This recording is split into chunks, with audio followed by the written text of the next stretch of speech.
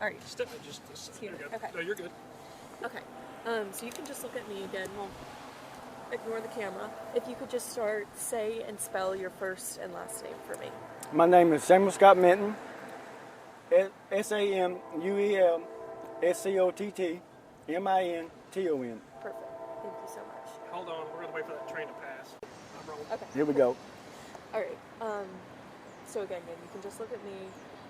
So just to start, can you kind of tell me what all happened leading up to your arrest for this crime that you did not commit?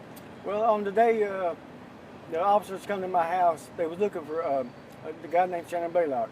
That was one of my best friends, okay? But meanwhile, prior to this, they already had like 4 people in Ray County Jail. And one of them was his brother, okay?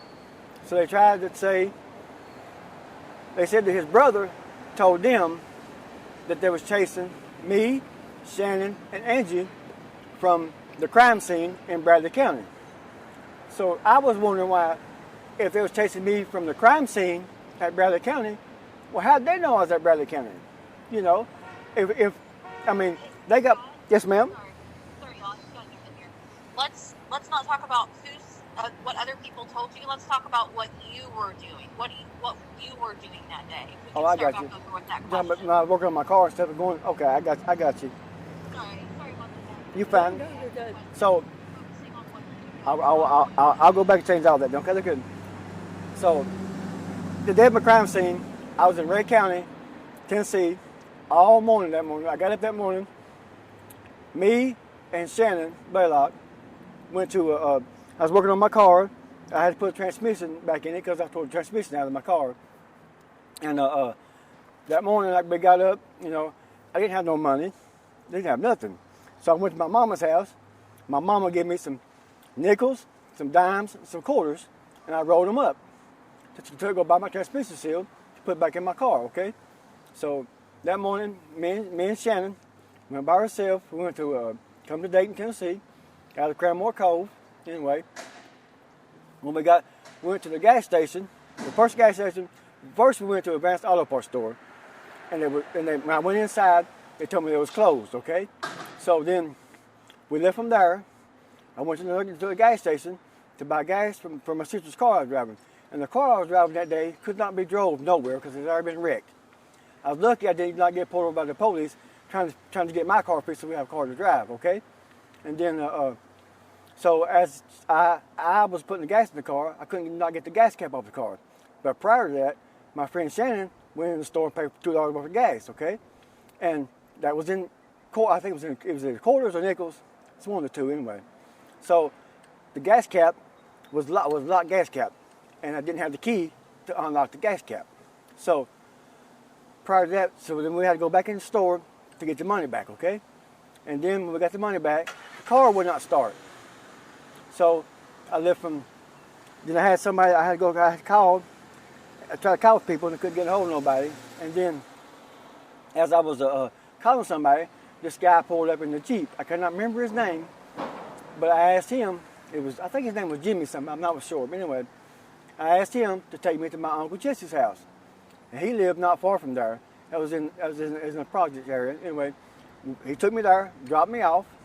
I got my Uncle Jesse up out of bed, he's in bed asleep, because he lived with me, his mama. I got him up out of bed, out of sleep. He took me from there to my, we went back down and tried to jump the car off, didn't have no jumper cables. So he took me from there, and then we went to my other uncle's house, borrowed the cables, then we went back down there, we got the car started. Then from there, we went back to the auto parts store. I went to about 3 auto parts stores that day. All of them were still closed, all but one. That was Advanced Auto Parts store. Okay, we went in there.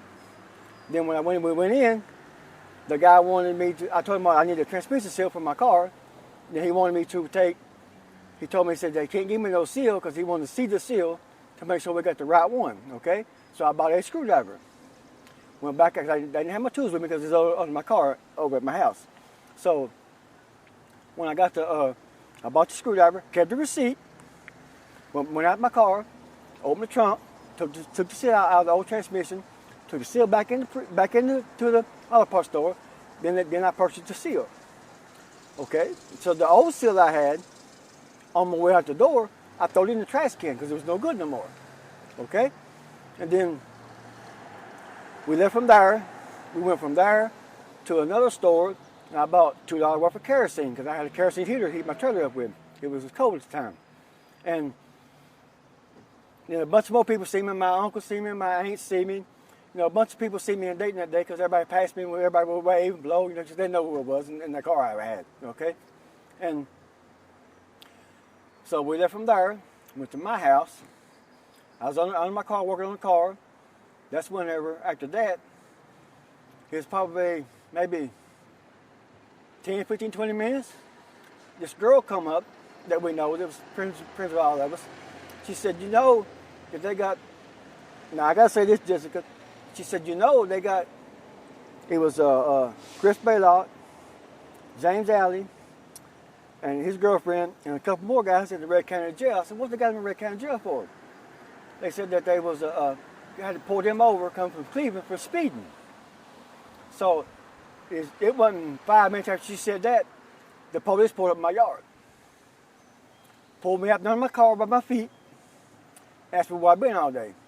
So, and asked me if I could come to Red County Court, to the jailhouse, and give a statement. So yeah, I said, well, sure, I have nothing to hide. And at this time, did you know why they were questioning you? No, ma'am. I did not know why they was questioning me until I got to the Red County Jailhouse. So when I got to the Red County Jailhouse, that's when they told me just a crime happened in Bradley County. That this woman got raped, robbed, and money was supposed to be stolen. And they had pulled a knife on her, and she was shot. They told me that. They told me everything. I know everything. I know everything before I even went to the courthouse. Because they told me everything. They told me everything. And so they took pictures of us. They took pictures of us, our shoes, our legs, and stuff like that. And then prior to that, they transported me from Red County Jail the same day now. I can't remember exactly what time it was when I left from Red County. But when we left Red County, we went to Bradley County, to the detective's office in Bradley County. And they kept me in Bradley County till like 5 o'clock that morning, okay? And then they said we had to find us a ride home. Well, we ain't got no ride home. So they said, well, let us go eat, and then we'll give you our ride home. So, but they questioned us for hours and hours and hours. But they told us everything about the whole case, okay? So we already know what was going on because they told us, you know what I mean? And then they took pictures of us there, took them to the hospital, where the woman was in the hospital. Let's, sorry to interrupt. Let's back up. Let's not get so into the details of the case. Let's talk about some of the bigger picture things. Say again now? Let's not get into all the details of what the cops did or Okay. what other people were saying. Let's back up to what the question was, which is where were you that morning? And I think you've answered that. Yes, yeah, definitely. Okay. So, from that point on, when you were arrested, obviously not knowing what was going on, what happened, when were you charged with the crime?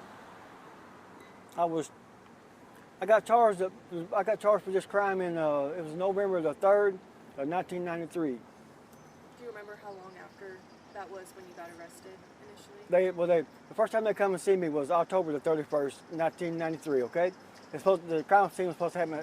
The crime was supposed to happen in 1993 on Halloween, when time changed. Okay, so they come and question me on October the 31st. That's the first time I was in the jailhouse. They kept me until 5 o'clock that morning, and then they let me go.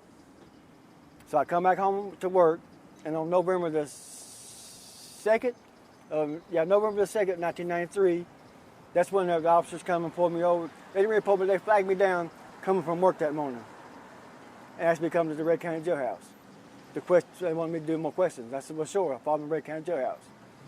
And so November the 2nd, 1993 was the day that I got arrested for a crime I did not commit. And what were you doing for work at that time? I worked for my brother. He owned his own business. He owned a septic tank business. I drove a truck. I worked 5 days a week. Sometimes we worked 7 days a week. We was on call 24/7. Absolutely. So when you were, arrested taken to prison, what was going through your head, if you can remember? It was just like I said, I made the statement before. I said my life was over with. You know what I mean? Because I knew they was going to charge me because the way they was talking. I told them my life was over with, and that's how I felt. Because I just felt lost. Because I'm like, why am I going? I couldn't really. I just didn't imagine that it was going to happen like this. You know what I mean? Because I knew I had witnesses. And you could take blood, DNA from it, whatever. I knew I was not at the crime scene. Absolutely. And going through that trial, can you kind of talk about hearing those witness alibis? Did you ever have hope that, maybe because of the amount of people you saw family members, you saw friends that day, even a police officer, someone trained to be in the police. Did you have hope at all that, maybe they will see my innocence, or? Yes, ma'am. I had hope. I had hope because I thought, well, I got 18 witnesses. Even one of them was the police.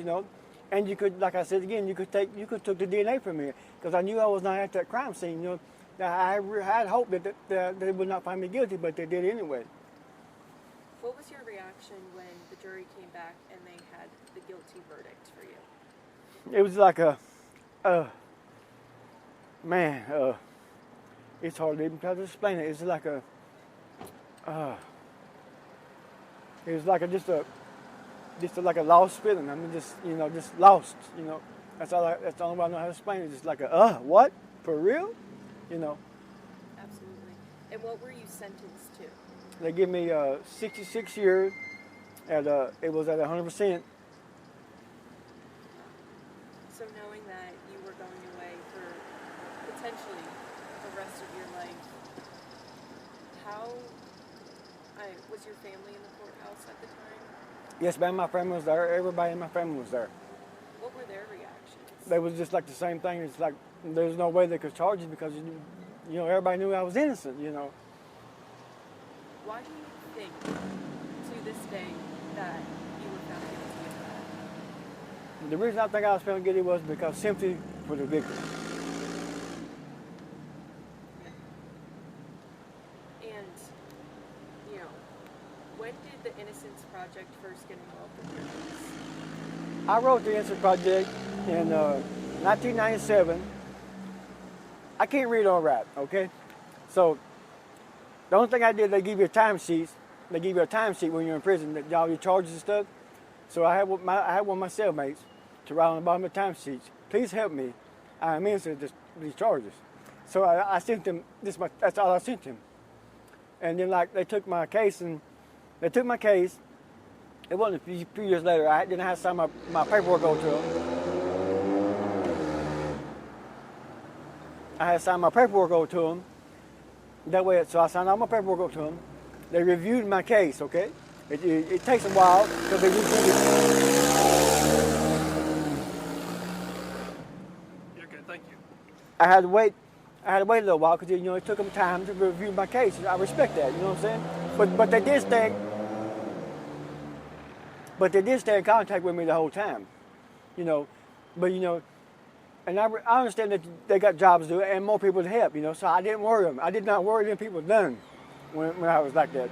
And they kept asking me, why didn't you call us and stuff? Because I don't want to bother y'all. Because I know y'all are helping people, That's out of respect, And what was yours saying?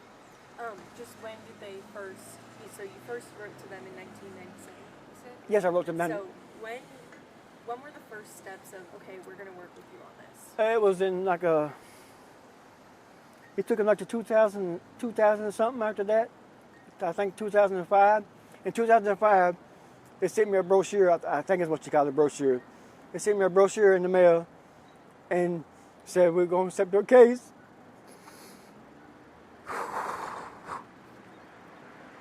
And that was the most blessed time of my life. I knew I was going to finally get help. It was just real emotional for me. Me just knowing that I was going to finally maybe be set free. Because I lost everybody in my family. And I prayed every night to the Lord above to not let me die in prison, to see my mama's grave for one night, and he made it come true. That's about it, you know. It was overwhelming to know that people did care, you know, because when you're in prison, you feel like people don't care. It's just like you're how am I going to say it, like you're an animal. I'm just going to say it like I think. People think that you're animals when you're in prison, you know, because you do everybody does wrong, you know. And it was just like, it was overwhelming to know that it's going to take my case.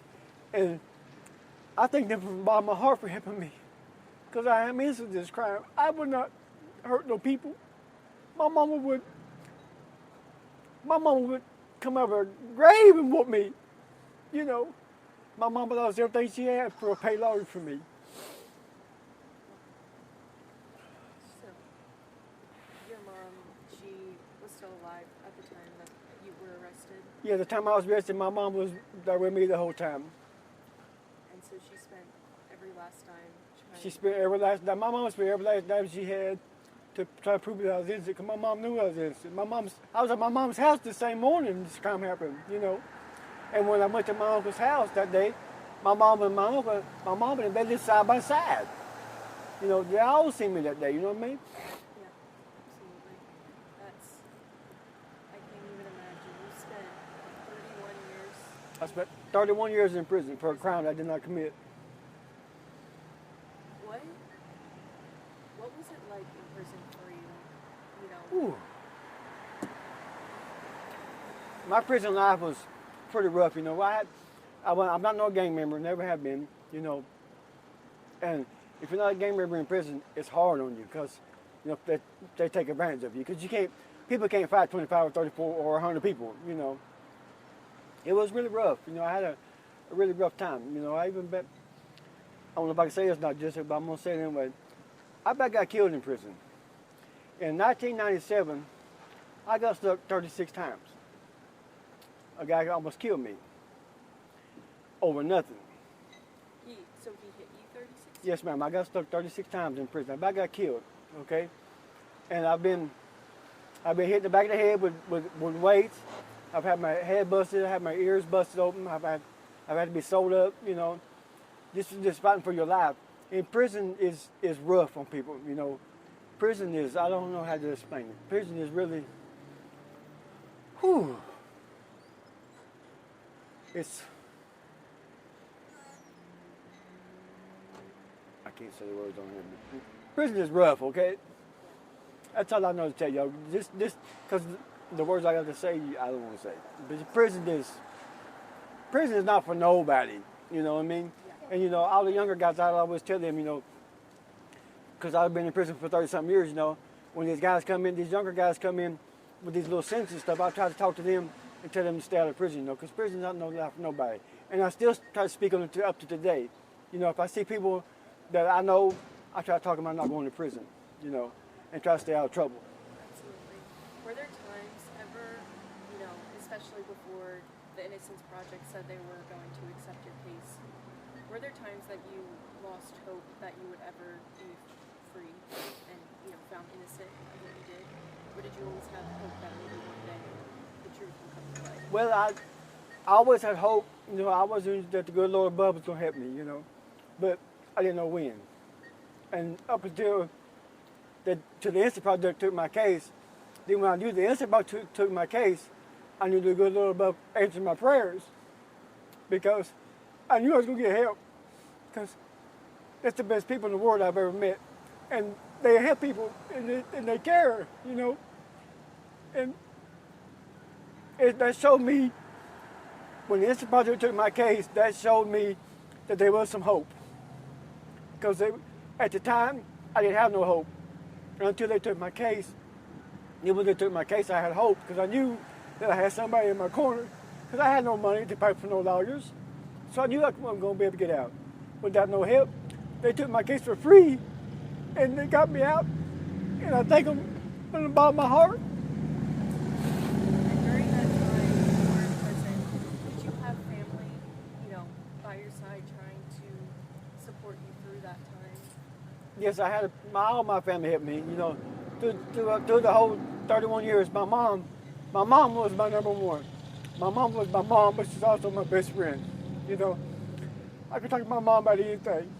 I didn't keep nothing from my mom. You know, I told my mom everything about me, but up until a certain extent, I didn't want to tell my mom, you know, that I went through. You know, she knew I got stuck because they had to call her because that was a life-threatening injury. Okay, but the rest of the story is, you know, we were fighting with people and stuff. You know, getting my teeth knocked out, this, that, and the other. I wouldn't tell my mom that because I didn't want my mom worrying about me.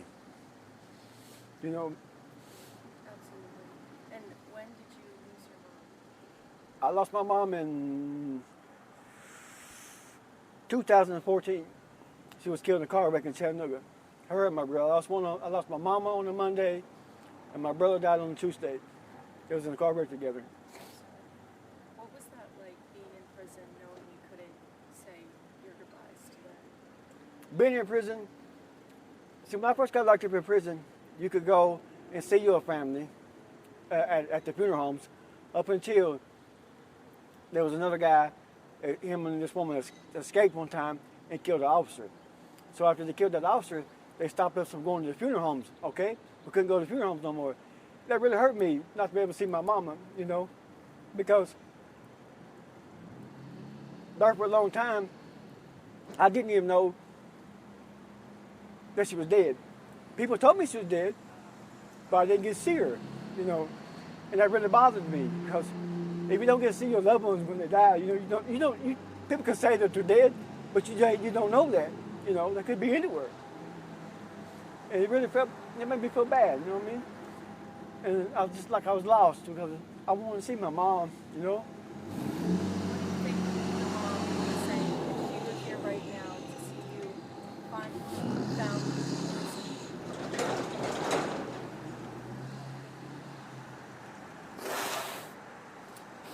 If my mom could see me out right now, she would be the happiest mom in the world. Because my mom would always tell everybody, I know my son didn't do that. I've raised my son better than that.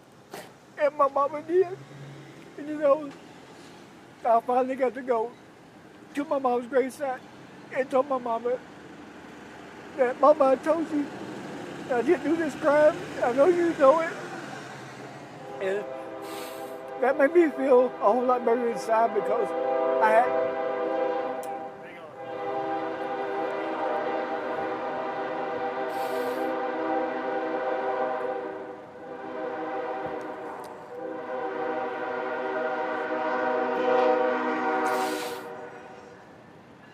You're good.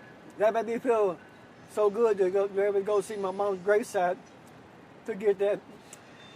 I guess that it wasn't no burden. It was just like a lonely feeling I had inside. To just let her know I'm finally free, Mama. I did it.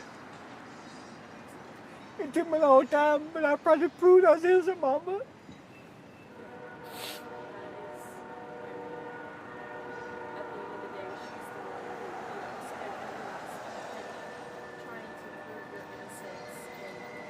She didn't make it till the day you were finally found innocent. You know that she's smiling down on you. Yes, my mama smiled down from above. She got the biggest smile in the world. And the day the judge set me free in Chattanooga, I was sitting in the courtroom when she said, the sentence had been exonerated, Samuel Minton, but they called me Scott. They said, Scott, I placed my fists together and looked up at the Lord and said, Mama, I'm free. I want my mama to know I was free. And I wanted her to see me happy. And she did. She absolutely Yes, she did. That is so beautiful. You know, even though she physically wasn't here, you know she's been watching over you throughout those last years in prison, and now that you're out and you're free with the chance to start again, she'll be with you every step of that way. Just, you know, so proud of you, I'm sure. And can you kind of talk about the point when the Innocence Project picked up your case? When was the next time that, you know, progress was made, or was there another court hearing, or how did that work?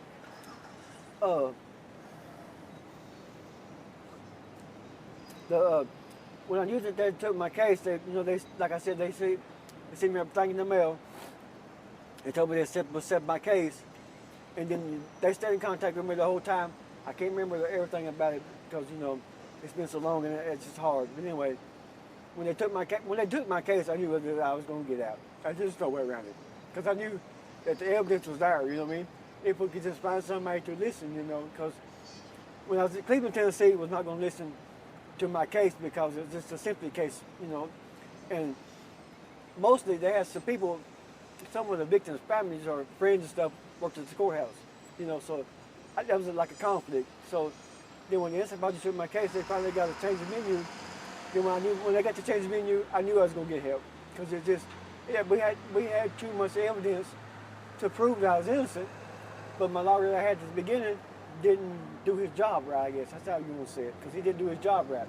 You know, he just thought that he had 18 witnesses. He didn't have to go investigate nothing else, you know. But the Tennessee Innocence Project investigated my case from top to bottom and proved, you know what I mean, that the police was wrong, you know what I'm saying? And I thank them for that. And I believe I read as well that, you know, not only was your own family in your corner, but also some of the victims' family members? Yes, ma'am. The victims' daughters and sons even come, you know, one come from, I think they said Chicago, and one come from like Alabama, and one come from somewhere else. They all come and testify about how their mama done their own, I don't know, I'm pretty sure it was their own daddy that way, you know. And they told the life story about their mama, you know, because their mom done a lot of bad things, you know, in her life. I never had met the woman before in my life. Never did see the woman before in my life until I went to court. And just like her daughters and sons said, we love our mama. Well, we gotta tell everybody how our mama was, you know. That way, you know, they could help me out, you know. Even the day that the victim's family come testify for me in court, I was sitting in the chair when she walked by me. After she testified for me, she patted me on the shoulder and told me she was sorry. And that was the victim's family? That was the victim's daughter, yes, ma'am. What did that mean to you? That made me feel like that really inspired me, you know, because just to know that she did not believe that I did that to her mama, that made me feel very happy. It's like you said, you never would have been capable of doing that to another person. No, ma'am. My mom raised me to not hurt nobody. You know, I got the kindest heart in the world. I would give the man a shirt off my back just to help them out, you know, if they need help. Absolutely. So walk me through that day in court in December when the judge exonerated you. The day the judge exonerated me in courtroom, that was the happiest time of my life. You know, I knew it was finally over with, and I could finally get some peace in my life. You know, it's still hard for me right now because I can really get emotional even thinking about it. You know, because I've lost all my youth. I lost all of my life. You know, yes, I'm 51. Yes, I got a little more life to live, but I didn't get to, you know, to do the youth things. You know, to really grow up in the free world. You know,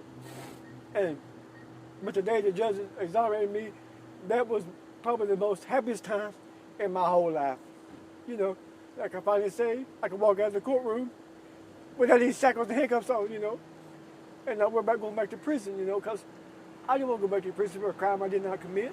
Anyway, I was just so happy, you know. What really blew my mind was, yes, I was happy to get out of prison, but when we was out in the lobby room, the judge shut the courtroom down and come out and shook my hand. That right there really excited me, and I was not expecting her to do me that way, you know, because I've never heard no judge come out of the courtroom after shutting the courtroom down and shaking a man's hand, you know.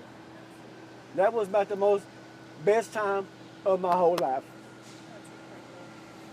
I mean, how do you think spending 31 years of your life in prison has shaped part of your life in a way? I know when we first got here, you were like, you still constantly feel like you have to look over your shoulder and things like that. How do you think spending those, pivotal years of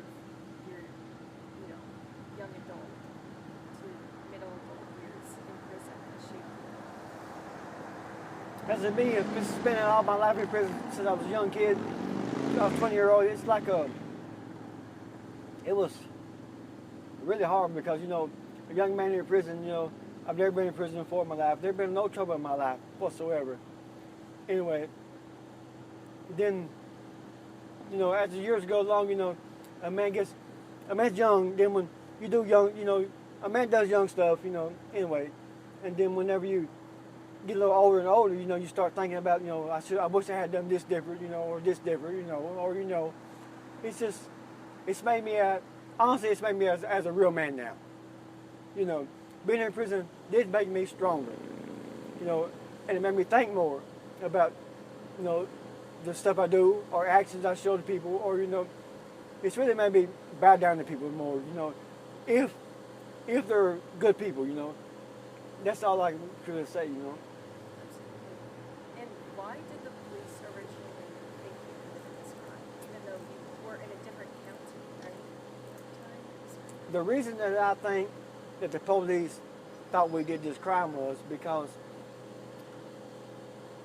the day of the... Ma'am? I know that we might be speculating, so let's just not answer.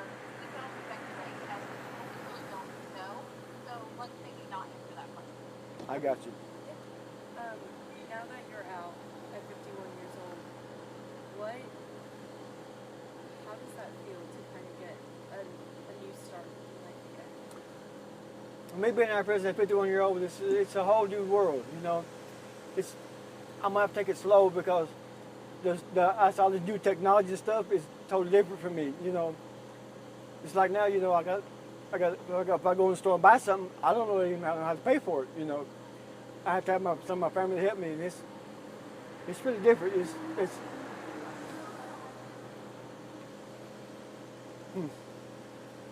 I don't really know how to explain it, to be honest with you. It's just totally different, But I'm going to make it.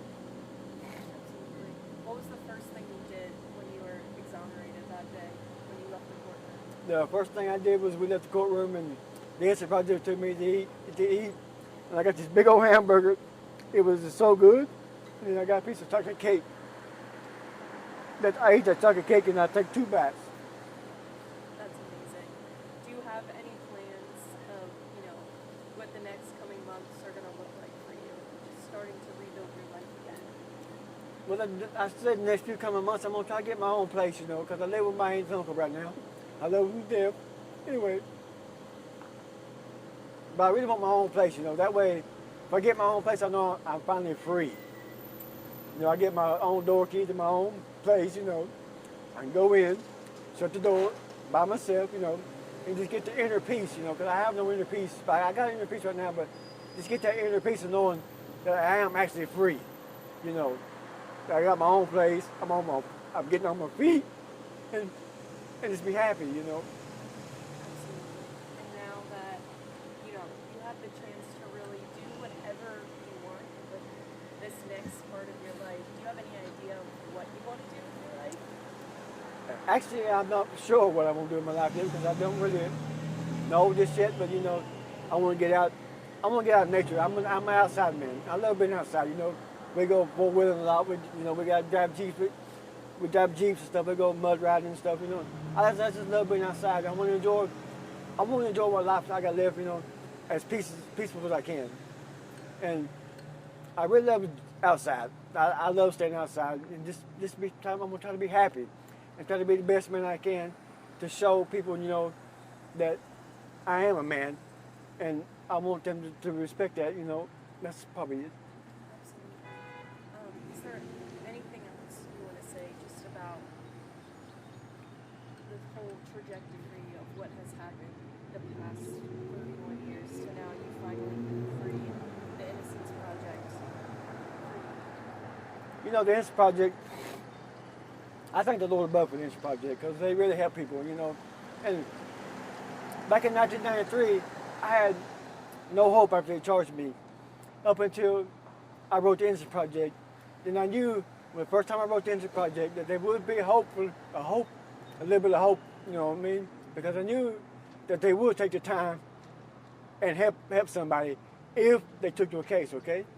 So I waited and waited and waited because it takes a little while for them to review your case and stuff to accept you, because they got their own bosses too. They have to do the right thing too, But the day that they finally said they sent me the paper and said they were going to help me, that was the best day of my life.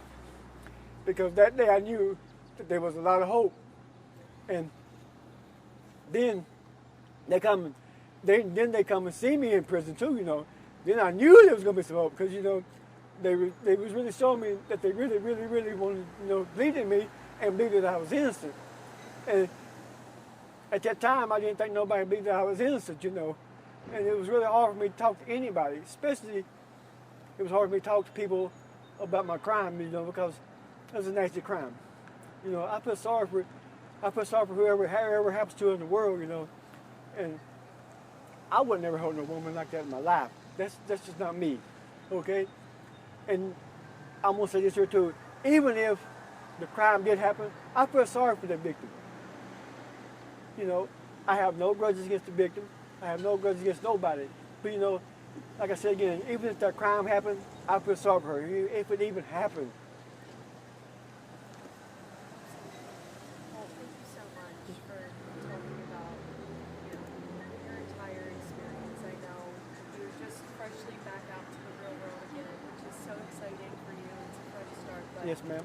You've been through so much, and that takes time to process and heal. So I hope that Yes, ma'am. you're able to do that now that you are free. Thank you, ma'am. Innocence is with you. Thank you, ma'am.